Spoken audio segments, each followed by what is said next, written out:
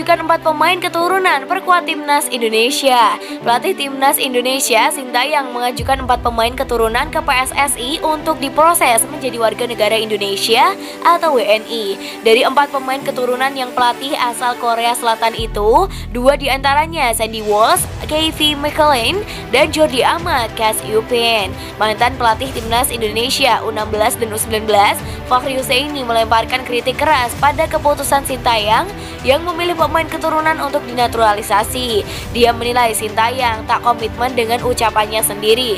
Ternyata yang dimaksud dengan percaya proses adalah percaya proses naturalisasi. Ya, mantap, tulis Fakhri Husaini dengan menambahkan emoji menangis yang dikutip dari akun Instagramnya. Sementara itu, Sandy Walsh merasa senang namanya masuk dalam salah satu nama yang diajukan Sintayang. Hal itu terungkap melalui akun Instagram @bangga.garuda. Pada salah satu unggahannya, akun Instagram yang rutin mengabarkan para mengenai pemain keturunan di luar negeri itu ternyata sempat saling direct message atau DM dengan Sandy Walsh saat sang pemain terlihat menuliskan pesan yang berharap bisa menjadi bagian timnas Indonesia. Sementara itu, timnas Indonesia saat ini sedang berada di Turki hingga 1 Desember mendatang. Mereka di sana untuk menjalani TC menjelang Piala AFF 2020. Selama di sana, skuad Garuda juga akan melakukan 2 uji coba. Pertama melawan Afghanistan pada 16 November, kemudian menghadapi timnas Myanmar pada 25 November mendatang. Timnas Indonesia pada Piala AFF 2020 berada di grup B. Anak asuh Sintayang satu grup dengan Vietnam, Malaysia, Kamboja, dan juga Laos.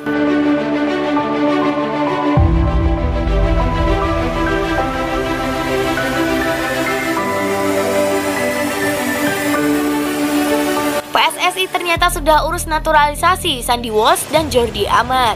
PSSI ternyata sudah mulai mengurus proses naturalisasi pemain-pemain keturunan Indonesia. Beberapa di antaranya adalah Sandy Walsh dan Jordi Amat. Hal itu diketahui dari dokumen PSSI yang bocor saat pelepasan timnas Indonesia ke Turki.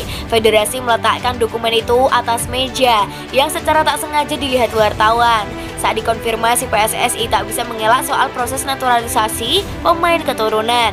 Dari dokumen yang dilihat wartawan, tertera profil Sandy Walsh dan Jordi Amat.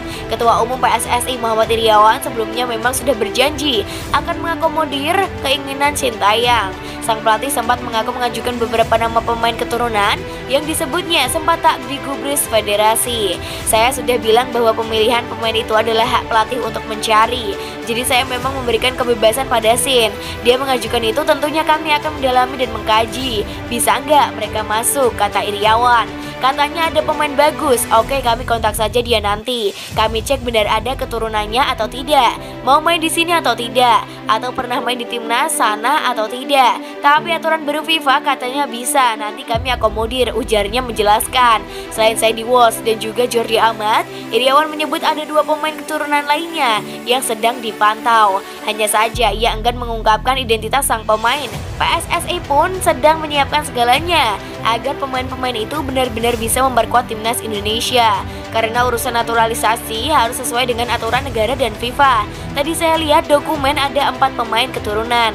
Saya belum begitu baca karena konsentrasi di sini pelepasan timnas Indonesia, tetapi akan kami kaji nanti, ucap Muhammad Iriawan. Tadi Pak Ketum, maksudnya Waketum PSSI Iwan Budianto, minta agennya di sana untuk ditanyakan. Harus dipastikan itu, pungkasnya.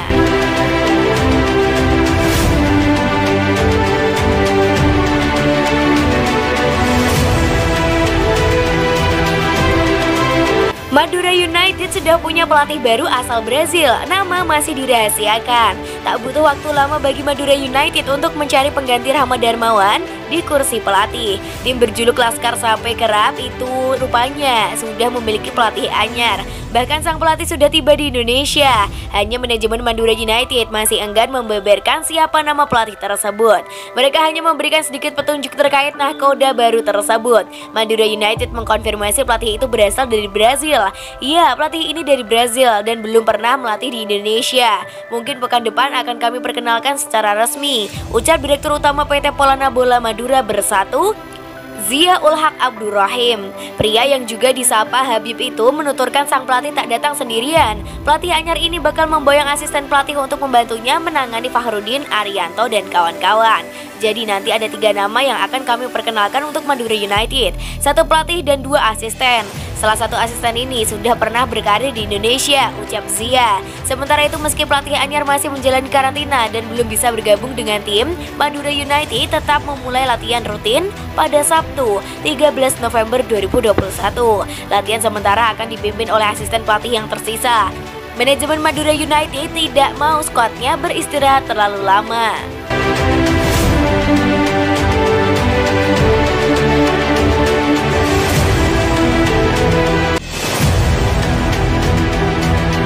Timnas Indonesia daftarkan 30 pemain di Piala AFF 2020.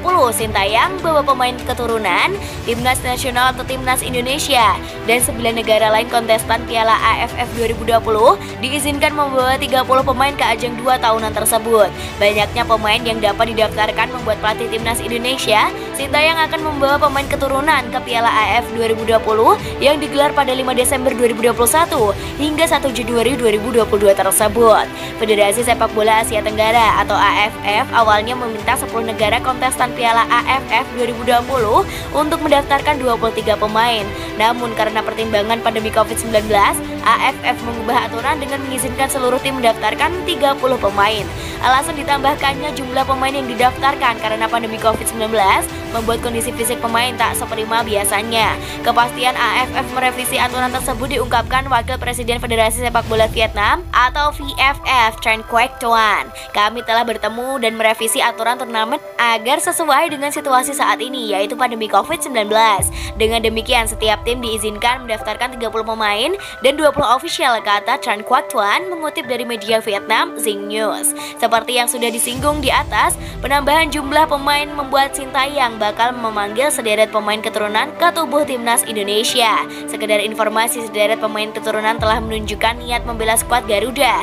Pemain keturunan yang menunjukkan niat pun bukan pemain sembarangan.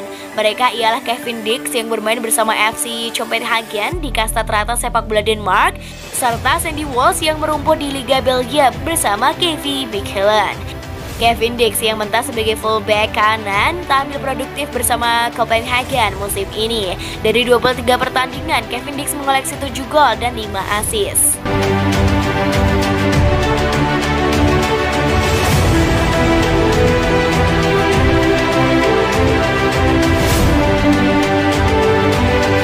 Satgas Anti Mafia Bola disebut sudah bubar tapi masih nongol di BRI Liga 1. PT LIB berikan jawaban. Satgas Anti Mafia Bola disebut telah bubar sejak tahun lalu.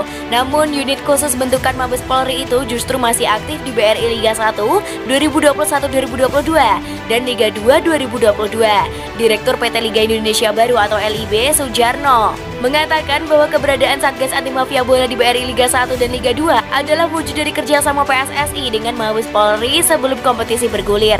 Ada perjanjian kerjasama antara PSSI dengan Mabes Polri pada 22 Juli 2021, kata Sujarno kepada bola.com Senin 1 November 2021. Ada 9 ruang lingkup kerjasama yang satu diantaranya penegakan hukum terhadap mafia sepak bola dengan cara pencegahan dan penindakan terhadap mafia sepak bola. Jelas purnawirawan polisi berpangkat terakhir Irjen itu. Namun Sujarno tidak menjawab apakah Satgas Anti Mafia Bola yang mengawasi BRI Liga 1 dan 2 adalah unit baru atau lanjutan dari Satgas Anti Mafia Bola pimpinan Hendro Pandowo. Mantan Ketua Satgas Anti Mafia Bola, Hendro Pandowo, memastikan bahwa masa tugas unit yang pernah dipimpinnya pada 2018-2020 itu telah berakhir sejak 20 Agustus 2020. Satgas Anti Mafia Bola yang saya pimpin telah berakhir pada 20 Agustus 2020. Sejak Agustus 2020 sudah tidak diperpanjang masa tugasnya, kata Hendro dinukil dari Detik. Hendro yang saat ini menjabat sebagai Wakapolda Metro Jaya mengaku tidak tahu dengan keberadaan unit yang disebut sebagai Satgas Anti Mafia Bola di BRI Liga 1 dan Liga 2. Saya tidak tahu siapa yang ada di lapangan dan menegakkan rompi Satgas Anti Mafia Bola, jelas mantan Karo Provos Div Propam Polri itu. Dalam pemberitaan di lamanya pada 23 Juli 2021, PSSI bersepakat dengan Mabes Polri untuk bekerja sama meliputi rekomendasi dan pemberian izin, bantuan pengamanan dan penegakan hukum, kesehatan, dan hubungan luar negeri. Perjanjian antara PSSI dengan Mabes Polri tertuang pada surat bernomor 12 PSSI 8 2021 dengan nomor PKS 278 2021 tentang penerbitan rekomendasi atau pemberian izin bantuan pengamanan, penegakan hukum, kesehatan, dan hubungan luar negeri dalam kegiatan PSSI.